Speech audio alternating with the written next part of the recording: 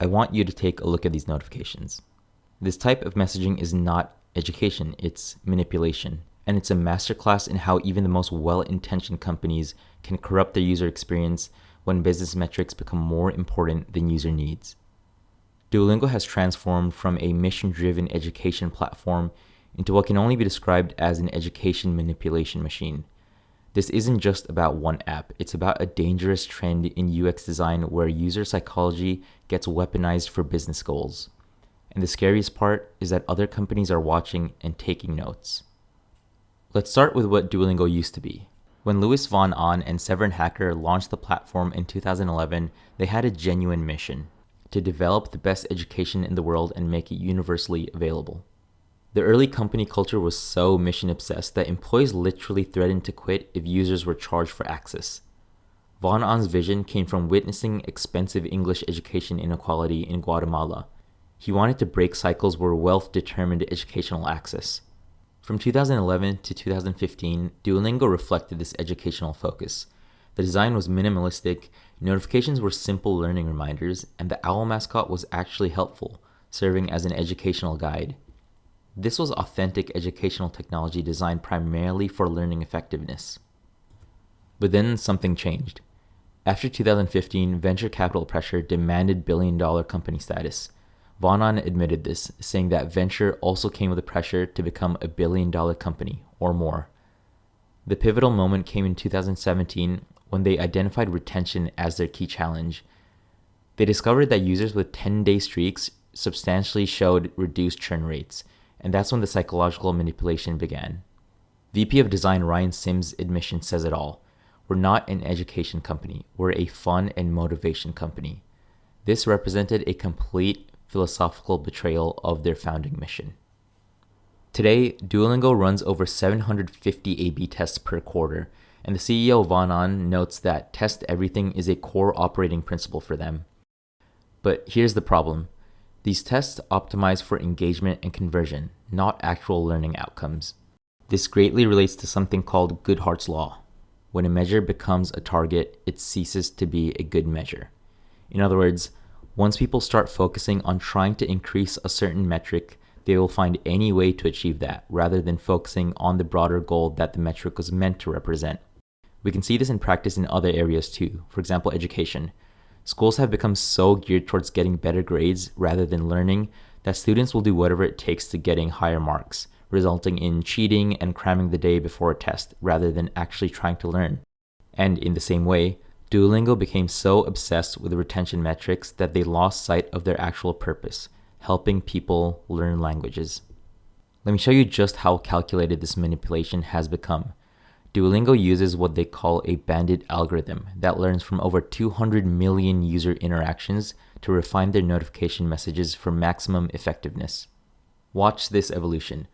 Early supportive messages like time to practice your Spanish transformed into passive-aggressive guilt trips that were proven to be 5 to 8% more effective, like you made Duo sad, or go on, keep scrolling social media. Let's see how much French that can teach you. The mascot transformation tells the whole story. Tyler Murphy, head of design, openly admits that making Duo appear crying to guilt users back to the app is part of its gamification, deliberately designed to make users feel and get attached to the character. Now, I'll acknowledge that this bandit algorithm is impressive UX work. It's sophisticated, data-driven, and incredibly effective at achieving its goal. But here's the question. Just because we can build systems that use psychological pressure tactics, does that mean we should? Do we think that smart UX is necessarily good UX? Let me share 2 examples of the real psychological impact this creates. First, users consistently describe Duolingo's experience as being in an abusive relationship with someone who always criticizes you for everything you did wrong.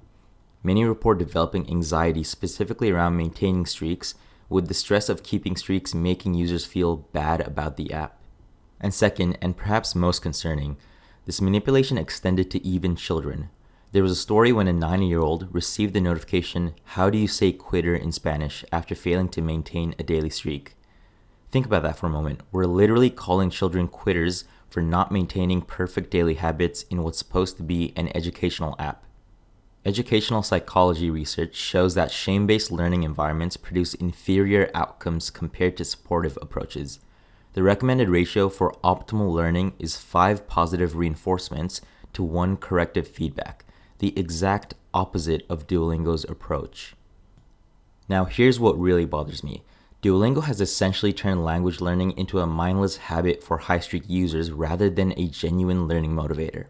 High-streak users reported continuing out of habit rather than learning motivation, with many eventually quitting after realizing minimal language progress. Only 25% of users complete courses they start, despite all these elaborate retention mechanisms. The focus on gamification over learning creates what researchers describe as an addictive app design that can hurt learning. Users succeed in the app but can't apply skills in real conversations. This is the dark side of habit-forming design. When you optimize for engagement over outcomes, you create hollow experiences that feel productive but deliver little actual value. But this isn't just about Duolingo. This represents a dangerous trend we may be seeing across the tech industry. Many educational apps have adopted Duolingo's guilt-based notification strategies. The sad mascot approach is being replicated across various learning platforms. We're normalizing emotional manipulation as standard practice in educational technology. And here's what's more worrying. Imagine these dark patterns spreading to industries with higher stakes. What happens when fintech companies adopt Duolingo's manipulation tactics? Now we're not just talking about language learning anxiety, we're talking about financial stress and decision-making under pressure. This is why UX design is one of the most ethically challenging professions in tech. We're constantly balancing between business needs and user well-being. And when business metrics become the only metric that matters, users will inevitably suffer as a byproduct. Duolingo's story illustrates a pattern I see repeatedly in the startup world. A company starts with a genuine belief and vision for the future, but then when they get bigger and investors come in, they're forced to change their business to satisfy what the investors want. And then inevitably a new startup emerges that looks more like the original version of the first company. It's a cycle of corruption and renewal, driven by the fundamental tension between mission and growth. The tragedy is that we know better approaches work. Apps like Busuu use community-driven learning with encouragement throughout lessons. Research shows that it outperformed other apps in effectiveness studies. Another platform, Language Transfer, is completely free and demonstrates that effective language learning can occur without any engagement manipulation. So what's the takeaway here? Well, as designers, we have a responsibility to advocate for users even when business metrics point in a different direction. Just because something increases engagement doesn't mean it's good design. We need to ask harder questions. Are we designing for genuine user value or just behavioral addiction? Are the success metrics we define aligned with user success, or are we just falling into the trap of Goodhart's law? And as users, we need to recognize these patterns and demand better.